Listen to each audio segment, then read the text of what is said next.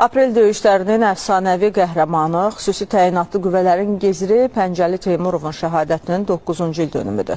Şəhidin xatirəsi doğulduğu Astaranın Əzərüt kəndində anılıb. Qeyd olunub ki, vətənini, torpağını canından çox sevən Pəncəlinin həyat yolu böyüməkdə olan nəslə örnəkdir.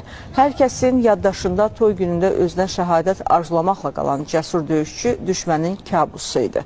O, hələ 2015-ci ilin iyununda Kəlbəcərdə xüsusi əməliyyat zamanı Ermənistana məxsus hərbi texnika, ağır artilleriya və 20-dən artıq hərbçinin olduğu avtomobili partladaraq məhv edib. Sağlığında igidliyə görə şəhadətindən sonra isə vətən uğrunda medalları ilə təltif olunub. Bütün şəhidlərimizin ruhu şad edir.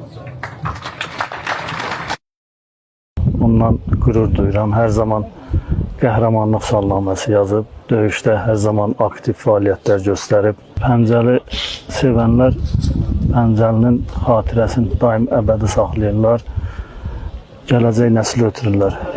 Şəhidimizlə 2000-ci illərdən ta şəhid olduğu vaxta qədər bərabər xidmət yolu keçmişik. Şəhidimizin haqqında bugün nə qədər danışılsa da onun qəhrəmanlığından, onun etdiyi şücaətin qarşısında, yanında çox kiçik qalır. Bugünkü gündə də burada da şahidlik edirik ki, nə qədər bizim şəhidlərimizə dəyər verən insanlarımız, millətimiz var. Hər kəs imkan